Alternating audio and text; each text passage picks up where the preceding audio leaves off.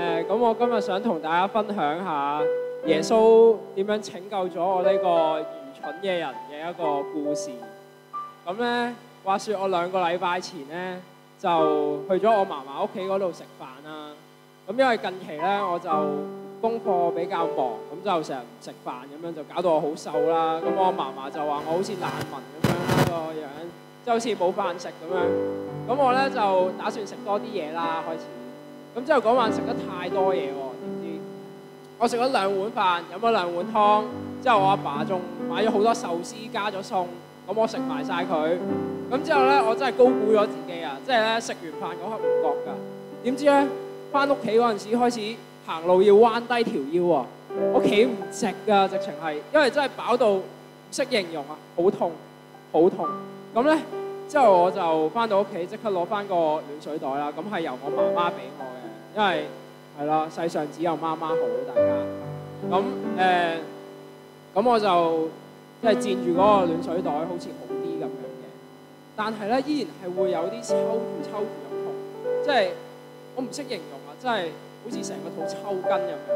但係咧，佢唔係時抽，係一路抽住嗰種，因為真係太飽啦。但係我真係頂唔順啦。咁咧我就唔知點解有個好傻嘅諗法，就係不如去廁所啦，咁樣解決咗，咁咪冇事咯，唔再痛咯。唉，但係點知我行去廁所嗰陣時仲痛，即係我企咗起身咧係會更加抽住。咁之後我就彎住腰入個廁所嗰度，諗住屙完就算啦。點知哇，完全冇改變啊，都係咁痛嘅，點解？咁就哎呀，我唔知點解我更加傻嘅係，我走咗入去沖涼，我覺得即係用熱水沖咧係會唔再痛。咁之後咧，我係彎住腰入去沖涼，咁之後真係唔得啦，連彎住腰都係咁痛，我開始跪喺度，我唔知點解，真係痛到傻咗。但係咧，因為跪喺度都係咁痛，都係抽住，同埋我個肚係嗰陣時大到好似個波咁樣，我唔適應，即係好似孕婦咁樣。我經歷到嗰個產痛啊，即係咁咧。我嘗試喺個浴缸嗰度瞓低，都係好痛喎，唔得喎。咁之後我真係唔得啦，我 feel 到有少少暈啊，見到有啲星星啊，眯埋眼咧有少少真係唔得啦，有啲好似要往生嘅感覺。咁之後咧，之後點樣啊？我就開始真係痛到要叫耶穌救我啊！